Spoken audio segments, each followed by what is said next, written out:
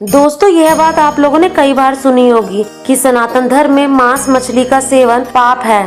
इतना ही नहीं, ये पाप करने वालों को जीते जी दुख झेलने पड़ते हैं और उसके बाद भी नरक में यातनाएं झेलने पड़ती हैं। क्या आप जानते हैं कि हमारे भारत में बहुत सारे ऐसे मंदिर हैं जहाँ मांस मछली प्रसाद के रूप में बांटी जाती है।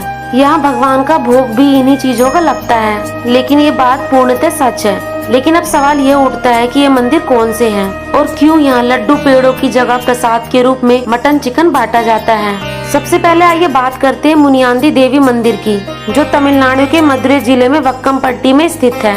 कहा जाता है कि यहाँ पे हर साल एक त्योहार मनाया जाता है जिसमें मिठाई के साथ साथ मटन चिकन का भी माता को भोग लगाया जाता है। जानकारों की मानो तो यहाँ पर यह परंपरा आज से नहीं, सन 1973 से चली आ रही है। दरअसल उस समय यहाँ पर गुरु स्वामी नाम का एक आदमी हुआ करता था।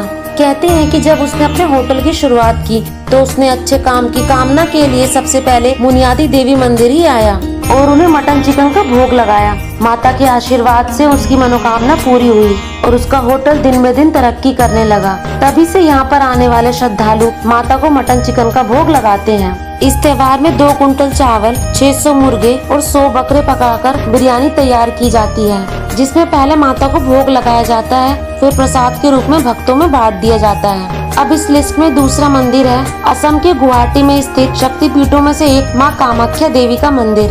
दोस्तों यह देश का एक ऐसा इकलौता मंदिर है जिसे तंत्र साधना का केंद्र माना जाता है। यही कारण है कि आपको इस मंदिर के आसपास कई सारे अघोरी और साधु नजर आएंगे जो कि सालों से तंत्र सिद्धि की प्राप्ति के लिए पूजा पाठ कर रहे हैं। मान्यताओं के अनुसार ये साधु सिद्धि प्राप्ति के लिए पशुओं की बलि भी देते हैं। सिर्फ साधु ही नहीं, यहाँ पर आने वाले श्रद्धालु भी इच्छा पूर्ति होने के बाद देवी को पशु बलि अर्पित करते हैं। दोस्तों कहते हैं कि बलि को चरणों में रखकर पंडित उसे प्रसाद के रूप में भक्तों में बांट देते हैं। कुछ लोग उस प्रसाद को जरूरतमंदों में बांट देते हैं और कुछ लोग उसे प्रसाद के रूप में ग्रहण कर लेते हैं। यह मंदिर तंत्र मंत्र का गढ़ कहलाता है, जिसके अंदर बहुत सारे रहस्य हैं। अब तीसरा मंदिर है तरकुलहा देवी मंदिर।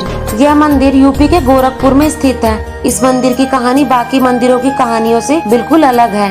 माना जाता है कि गुलामी के दौरान एक क्रांतिकारी बाबू बंधु सिंह रहा करते थे, जो मां तरकुलहा के बड़े भक्त हुआ करते थे। और ये भी कहा जाता है कि जब बंधु सिंह किसी अंग्रेज की हत्या करते थे तो वह उसका सर लाके माता के चरणों में चढ़ा देते थे। इससे दुखी होकर अंग्रेजों ने तय किया कि एक बार वह धोखे से बाबू बंधु सिंह को पकड़ेंगे और वह अपनी इस चाल में कामयाब भी हो गए। उन्होंने जब बाबू बंधु सिंह को पकड़ा तो 7 बार उन्हें फांसी के फंदे पर लटकाने की कोशिश की। दोस्तों यहाँ पर चौंकाने वाली बात यह थी कि 7 बार बाबू बंधु सिंह को कुछ नहीं हुआ। इसी प्रकार जब 8वीं बार उन्हें फांसी पर चढ़ाया गया तो उन्होंने देवी तरकुलहा से विनती की कि वे उन्हें अपने चरणों में स्थान दे दे। और इस प्रकार जब बंधु सिंह को 8वीं बार फांसी लगी तब उनकी मृत्यु हो गई। तभी से दोस्तों मां तरकुलहा का ये मंदिर वहाँ के लोगों के लिए आस्था का प्रतीक बना हुआ है। लोग यहाँ बकरे की बलि देते हैं, जिसे बाद में पकाकर भक्तों में वितरित कर दिया जाता है। इसमें 3 मंदिरों के नाम और आते हैं। पहला है कालीघाट मंदिर, दूसरा है परासिनिक करवू मंदिर और तीसरा है विमला मंदिर। अब कालीघाट मंदिर की बात करें तो ये कोलकाता के सबसे प्रसिद्ध मंदिरों में से एक है। इसकी गणना माता शक्ति के 52 शक्ति पीठों में की जाती है। इस मंदिर में पूजा आरती के बाद माँ काली को विशेष रूप से बकरे की बलि का भोग लगाया जाता है, जिसे भोग लगाने के बाद भक्त प्रसाद के रूप में ग्रहण करते हैं। यह मंदिर भी तंत्र साधना के लिए काफी प्रसिद्ध है। यहाँ पर आने वाले भक्तों पर माँ काली की विशेष कृपा रहती है। अगला है परासिनिक करवू मंदिर। यह मंदिर भगवान मुथप्पन को समर्पित है। ये मंदिर भगवान शिव के साथ साथ भगवान विष्णु को भी समर्पित है। खास बात यह है कि भगवान मुथप्पन को उनके भक्त तली हुई मछली और ताड़ी अर्पित करते हैं। इसके बाद जब भोग की प्रक्रिया पूरी हो जाती है तो भक्तों को प्रसाद के रूप में बांट दिया जाता है। दोस्तों यह मंदिर केरल के कन्नूर जिले से तालीपरंबा से लगभग 10 किलोमीटर दूर वल्लमपट्टना नदी पर स्थित है। दोस्तों अब बात करते हैं विमला मंदिर की, जो कि उड़ीसा के पुरी के जगन्नाथ मंदिर में स्थित है। मंदिर परिसर के अंदर यह मंदिर रोहिणी कुंड के बगल में बना हुआ है। भगवान जगन्नाथ को जब तक कोई प्रसाद नहीं चढ़ाया जाता जब तक वो पहली बार देवी विमला को नहीं चढ़ाया जाता। इस मंदिर में कुछ ऐसे खास पर्व होते हैं जिसमें देवी को मांस मछली का भोग लगाया जाता है। दोस्तों ये परंपरा आज की नहीं जबकि सालों पुरानी है। माता विमला को जगन्नाथ की तांत्रिक पत्नी और मंदिर की संरक्षक माना जाता है। दोस्तों यही कारण है कि इस मंदिर का महत्व जगन्नाथ मंदिर से भी अधिक है।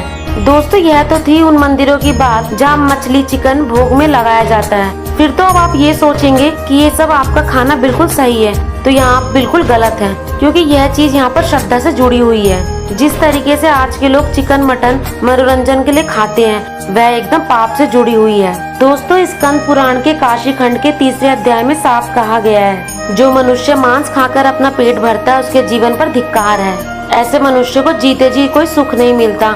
स्कंद पुराण की माने तो महादेव ऐसे लोगों की पूजा कभी भी स्वीकार नहीं करते हैं। वराह पुराण में भी कहा गया है कि जो व्यक्ति मांस खाता है, मैं उसकी पूजा कभी स्वीकार नहीं करता और वह कभी मेरा भक्त भी नहीं हो सकता है। दोस्तों, ऐसा भोजन तामसिक भोजन की श्रेणी में आता है और ऐसा भोजन करने से मनुष्य की मन और बुद्धि का विकास रुक जाता है। पौराणिक धर्म ग्रंथों के अनुसार जो ब्राह्मण अपना धर्म भूल के मांस मदिरा का सेवन करता है, उसकी मौत बहुत ही ज्यादा दर्दनाक होती है। दोस्तों, आज के लिए बस इतना ही। अगर आप लोगों को मेरी वीडियो पसंद आई है तो इसको लाइक और शेयर जरूर करें। साथ ही साथ अब तक आप लोगों ने मेरे चैनल को सब्सक्राइब नहीं किया है तो इसको सब्सक्राइब करना भी ना भूलें।